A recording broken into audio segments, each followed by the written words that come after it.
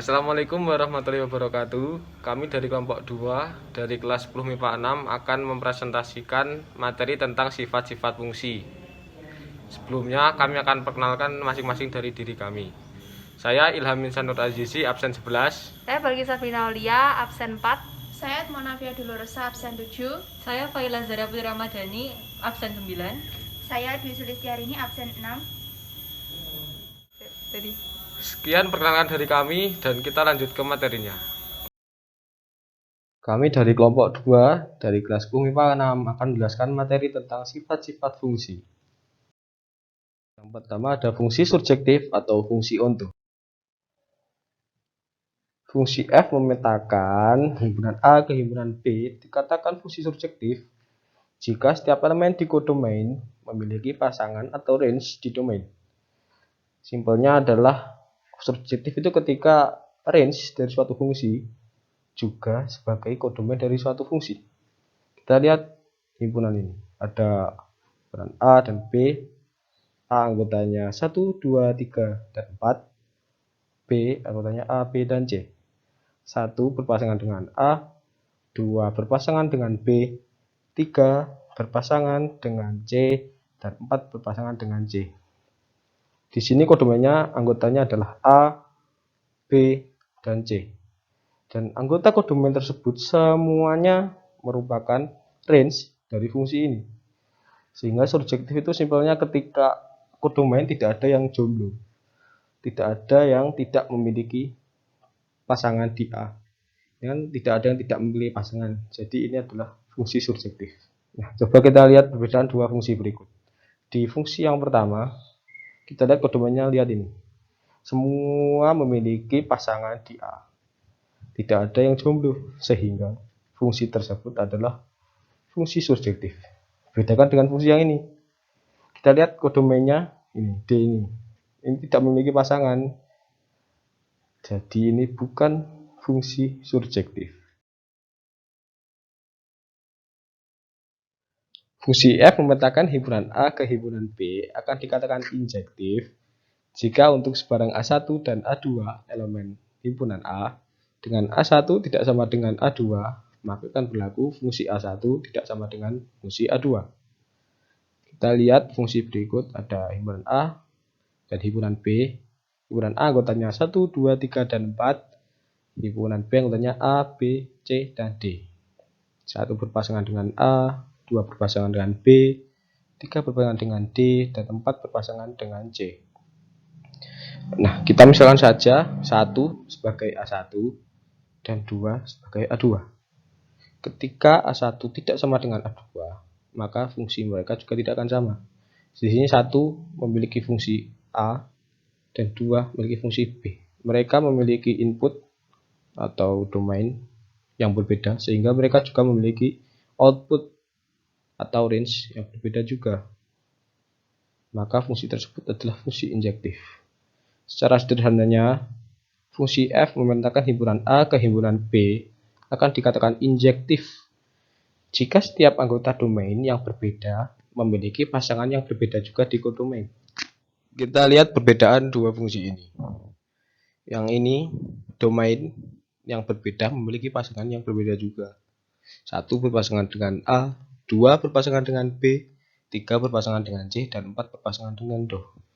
Jadi domain yang berbeda memiliki pasangan yang berbeda juga. Jadi singkatnya fungsi injektif itu ketika kodomain tidak ada yang mendua.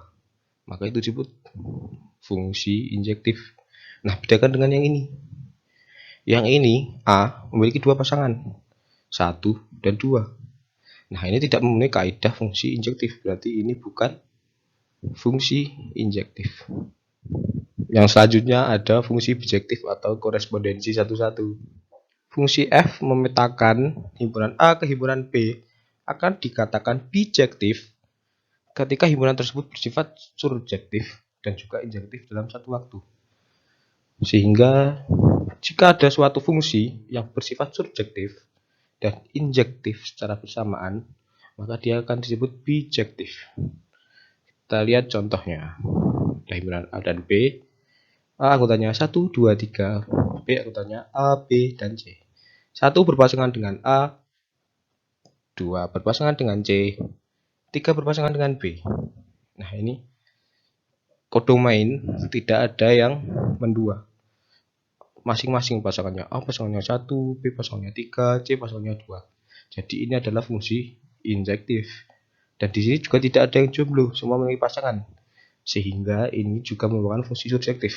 Nah, setelah memenuhi dua kaidah tersebut, maka ini bisa disebut fungsi bijektif. Nah, kita memiliki suatu kesimpulan baru. Ketika fungsi bijektif, maka jumlah anggota himpunan A akan selalu sama dengan jumlah anggota himpunan bilangan B. Ini kita memiliki 4 fungsi. Kita lihat fungsi yang A. Di sini kodomainnya lihat. Ada yang sendirian. Jadi ini bukan fungsi surjektif. Karena range dari fungsi tersebut tidak sama dengan kodomain. Ini kan harusnya hanya ada 3, A, B, dan D.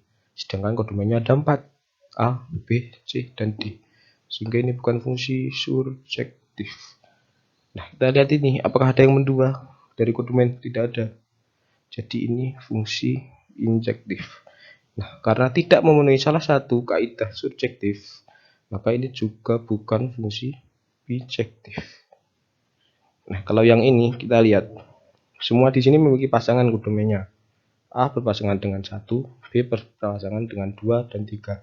Sehingga ini fungsi surjektif karena ini range-nya sama dengan kodomainnya. Tetapi kita lihat B-nya ini memiliki 2 pasangan, 2 dan 3.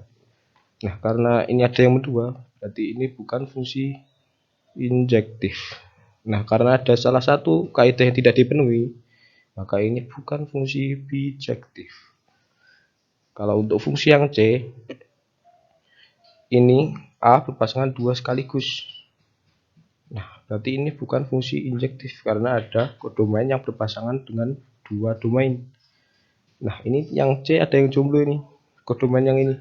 Sehingga ini bukan fungsi surjektif juga. Nah, kalau salah satu aja tidak terpenuhi kan sudah bukan bijektif. Nah, ini dua-duanya tidak terpenuhi. Jadi ini otomatis bukan fungsi bijektif. Kita lihat yang ini, fungsi D. Masing-masing anggota kodomain memiliki satu fungsi D domain. Tidak ada yang mendua, berarti ini adalah fungsi injektif. Nah, dan tidak ada yang jomblo, berarti ini fungsi surjektif. Nah, karena memenuhi dua-duanya, maka fungsi ini disebut fungsi bijektif.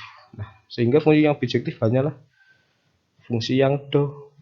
Sekian presentasi dari saya. Apabila ada kesalahan mohon dimaafkan. Wassalamualaikum warahmatullahi wabarakatuh.